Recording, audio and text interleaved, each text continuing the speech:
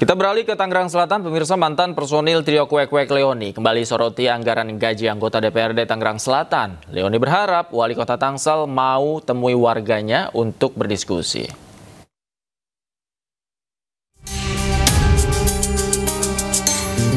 Artis Leoni Fitria Hartanti kembali menyoroti anggaran gaji anggota DPRD Tangerang Selatan. Tak main-main, anggaran itu mencapai 46,67 miliar rupiah. Bahkan anggota DPRD juga mendapat alokasi untuk pakaian dinas hingga 393 juta rupiah.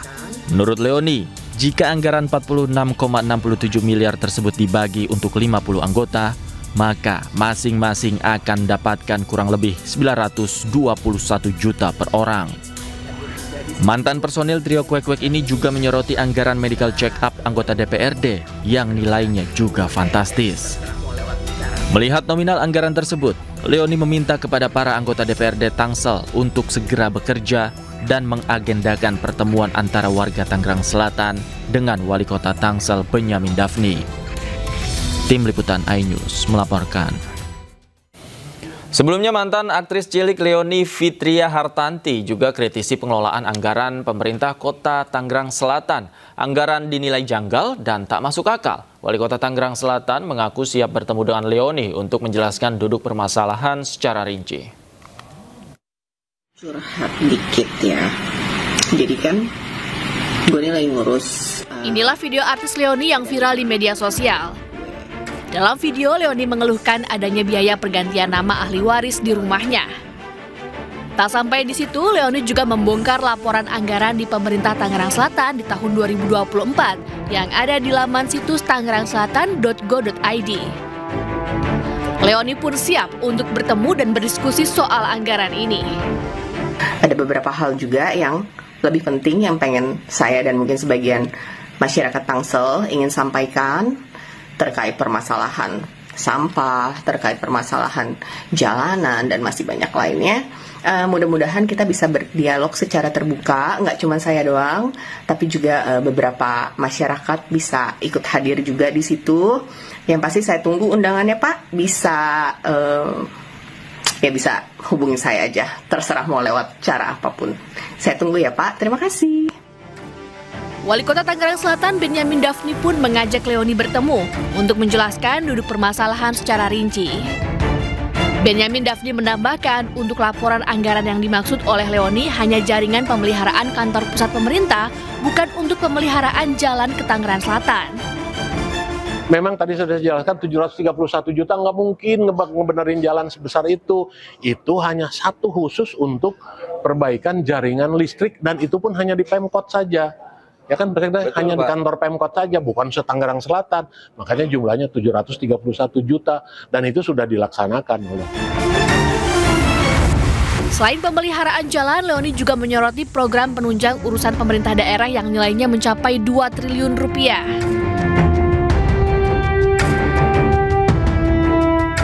Dalam laporan ini, jumlah beban pegawai pemerintahan Kota Tangerang Selatan mencapai 1,2 triliun rupiah. Sementara anggaran untuk bansos yang diberikan untuk warga hanya sebesar 136 juta rupiah. Tim Liputan iNews melaporkan.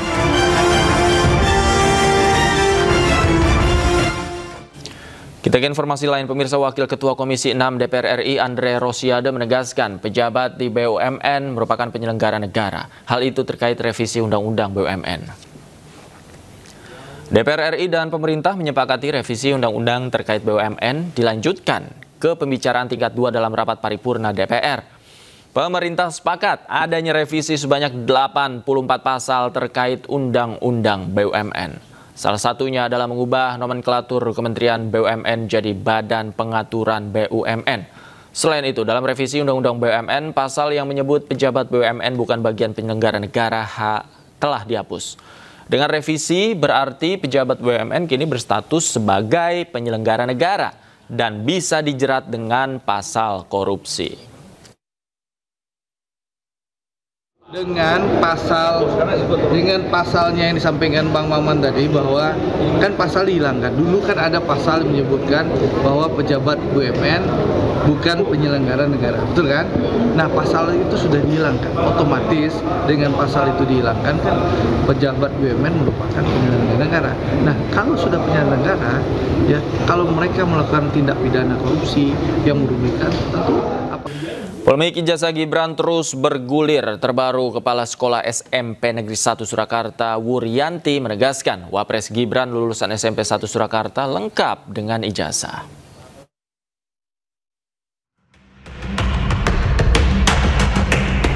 Ijazah sekolah menengah pertama milik Wakil Presiden Gibran Rakabuming Raka kembali dipertanyakan. Ijazah milik Gibran dipertanyakan Dr. Tifa melalui unggahan di akun X. Dirinya mempertanyakan apakah SMP Negeri 1 Surakarta mengeluarkan ijazah milik Gibran. Apabila tidak mengeluarkan, ia menyebut bahwa Gibran hanya lulusan sekolah dasar. Namun pernyataan Dr. Tifa ditampik oleh Kepala Sekolah SMPN 1 Surakarta, Wuryanti. Dirinya memastikan bahwa Gibran lulus dari SMPN 1 Surakarta. Wuryanti juga memastikan Gibran mempunyai ijazah dari SMP Negeri 1. Namun sayang, Wuryanti tidak bisa menyebutkan kapan tahun kelulusan Gibran. Mas Gibran benar-benar siswa SMP Negeri 1 Kota Surakarta dan lulus. Lulus tadi itu tidak benar. Itu tidak benar. Lulus. Mas Gibran lulus dari SMP 1. Dan ada ijazahnya ya? Ada. Polemik ijazah sekolah milik Wakil Presiden Gibran Rakabuming Raka terus bergulir. Tidak hanya ijazah sekolah menengah atas yang disetarakan yang dipertanyakan, namun kini ijazah sekolah menengah pertama yang juga dipermasalahkan. Dari Surakarta, Jawa Tengah, Septiantoro, iNews melaporkan. Kita ke informasi internasional. Pemirsa, aktivis pro-Palestina berunjuk rasa di depan hotel tempat Perdana Menteri Israel Benjamin Netanyahu menginap di New York, Amerika Serikat. Sambil membentangkan bendera Palestina, Israel dan Amerika, sejumlah aktivis pro-Palestina berkerumun di depan hotel protes operasi militer yang dilancarkan Israel ke Gaza. Mereka menuntut Netanyahu segera akhiri genosida di Gaza dan selesaikan konflik dengan cara damai yang lebih manusiawi. Unjuk rasa terjadi Kamis malam. Netanyahu menyampaikan pidatonya di sidang umum PBB hari Jumat.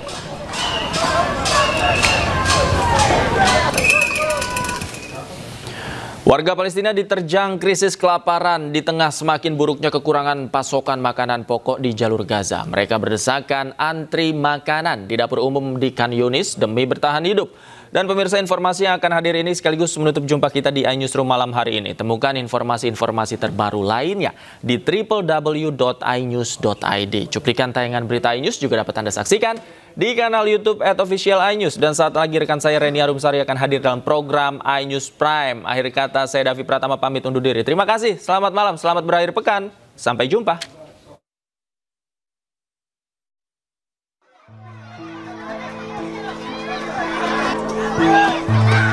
Warga Palestina yang mengalami kelaparan mengantri makanan di dapur umum di Khan Yunis di tengah semakin memburuknya kekurangan pasokan makanan pokok di jalur Gaza. Mereka berdesakan sambil membawa panci dan piring, sementara para relawan bekerja di dalam dapur untuk menyiapkan makanan.